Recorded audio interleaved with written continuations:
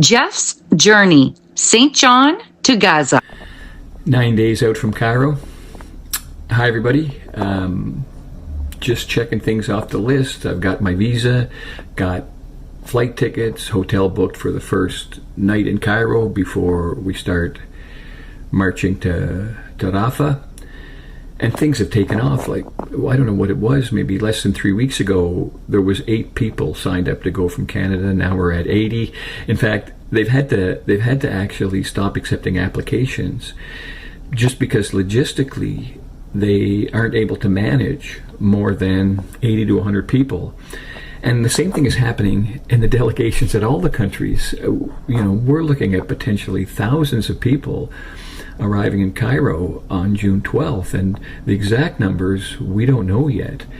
And I know this is probably disappointing for people that were eager to come, but I think it's so important to know that, look, this is only the folks at home that are kind of amplifying the message are going to be at least as important as the people marching. I see the marchers as kind of the first bucket in the fire brigade, and then the bucket is getting handed from hand to hand at home in Canada and Tunisia and Morocco and Sweden. And how that happens, for old guys like me, that was always, write your MP. For the young folks that have been out protesting and been supporting the Palestinians, since October 8th and long before, that's, I guess, social media, Instagram, TikTok, calling out your MPs, forcing them, putting them on the spot, making them take a stance on this.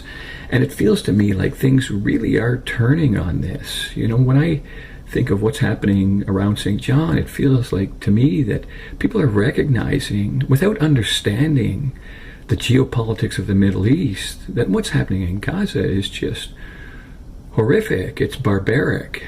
And they're speaking out. So, if when I talk to Wayne Long's office, the answer is, you go to Egypt, you're on your own. And if when I ask my university to endorse the march, silence. If I ask the city of St. John to endorse the march, silence. Well, they're going to have to live with that. That's their legacy. But for regular folks, they know that the question of feed the people of Gaza versus starve the people of Gaza is not a political question. It's a question of right and wrong. It's a question of good and evil.